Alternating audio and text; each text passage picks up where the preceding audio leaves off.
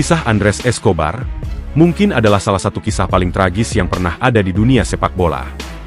Seorang bek bintang untuk tim nasional Kolombia dan raksasa medalin Atletico Nacional, Escobar baru berusia 27 tahun ketika ditembak mati di tanah airnya setelah Piala Dunia tahun 1994 di Amerika Serikat. Escobar disalahkan atas ketersingkiran negaranya di babak grup, gol bunuh diri yang ia ciptakan di paruh pertama saat kalah 2-1 dari Amerika Serikat di matchday kedua, menimbulkan tantangan yang tak dapat diatasi tim Amerika Selatan tersebut untuk tetap bertahan di kompetisi akbar, meski berhasil mengalahkan Swiss di matchday ketiga mereka. Kurang dari seminggu setelah mereka tersingkir, Escobar dibunuh di luar klub malam di Medellin. Pria yang kemudian ditangkap dan mengakui pembunuhan tersebut adalah Humberto Castro Munoz, seorang pengawal dan sopir dua pengedar narkoba terkenal di kota besar Kolombia. Meski percampuran antara penyelundup narkotika dan sepak bola telah mengakibatkan banyak kematian, pembunuhan terhadap Escobar adalah salah satu yang paling mengguncang dunia, dan masih belum diketahui secara pasti mengapa bek tengah tersebut dibunuh.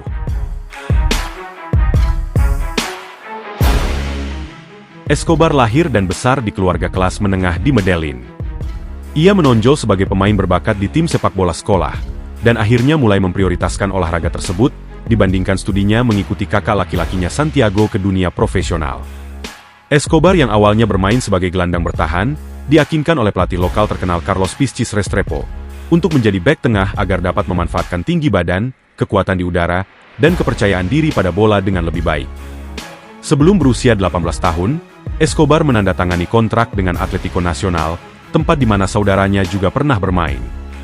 Escobar mendapat sedikit keberuntungan, dikarenakan bek tengah kiri reguler bertengkar dengan asisten manajer tim dan segera diusir. Tak lama setelah menginjak usia 20 tahun, Escobar dipercaya menggantikannya secara permanen. Ia mendapat lebih banyak keberuntungan seiring pelatih Atletico Maturana, yang juga pernah menjadi manajer tim nasional, pada Maret tahun 1988 memberikan Escobar debut seniornya untuk Kolombia dan meraih kemenangan 3-0 melawan Kanada. Maturana segera menjadikan sang bek sebagai starter reguler bersama legenda seperti René Higuita dan Carlos Valderrama, dan tak butuh waktu lama bagi Escobar untuk menjadi terkenal di negara Amerika Selatan tersebut.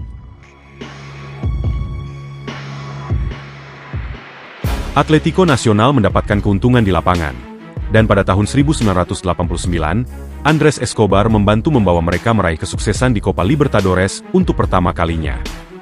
Bek tengah ini bermain di setiap pertandingan, dan bahkan mencetak gol penentu kemenangan saat mereka mengalahkan Deportivo Quito dengan skor 2-1.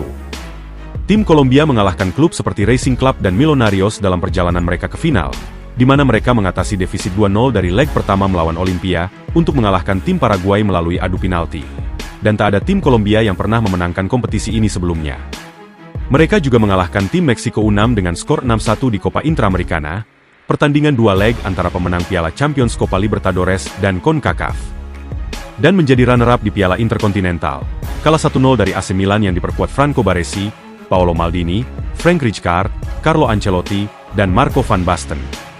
Atletico mulai terkenal, dan sebagai bek tengah terpercaya di usia 22 tahun, popularitas Escobar pun juga meningkat. Pengalaman pertama Escobar di Piala Dunia berjalan dengan baik. Ia memainkan setiap pertandingan saat Kolombia mencapai babak 16 besar di Italia pada tahun 1990.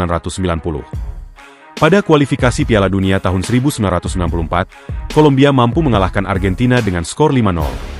Namun Kolombia mendapat sedikit pukulan ketika mereka kalah 3-1 dari Rumania di pertandingan pembuka edisi tahun 1994, dan kemudian berharap bangkit di matchday kedua, mengingat tim Amerika Serikat yang menjadi lawannya bermain imbang dengan Swiss.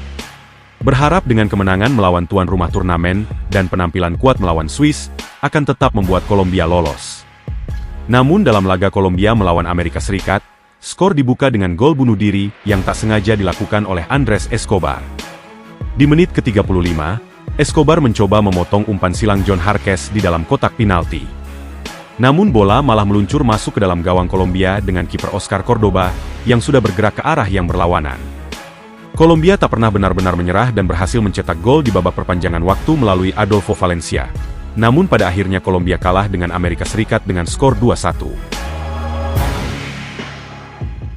Meskipun Kolombia berhasil mengalahkan Swiss dengan skor 2-0, Kolombia akhirnya tetap tak bisa lolos dari fase grup, bahkan menjadi juru kunci grup A di bawah Rumania, Swiss, dan Amerika Serikat.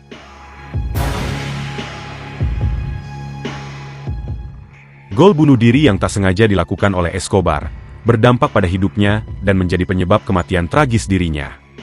Pada 2 Juli tahun 1994 dini hari, 6 hari setelah Kolombia tersingkir, Escobar ditembak 6 kali di tempat parkir klub malam El Indio di Medellin. Para penembak dilaporkan meneriakkan gol untuk setiap tembakan yang mereka lepaskan ke tubuh Escobar. Escobar pun langsung dilarikan ke rumah sakit. Sayangnya nyawa Escobar tak dapat tertolong, dan ia meninggal dunia 45 menit setelahnya. Pada 2 Juli malam, Humberto Castro Munoz, seorang pengawal dari Santiago Galon, anggota kartel narkoba Kolombia, ditangkap dan mengaku sebagai penembak Escobar. Galon dikabarkan kalah bertaruh gara-gara gol bunuh diri yang dilakukan oleh Escobar. Sampai sekarang, Escobar dikenang sebagai figur yang mengingatkan orang bahwa sepak bola seharusnya jauh dari kekerasan. Pada Juli tahun 2002, kota Medellin mendirikan patung untuk mengenang Andrés Escobar.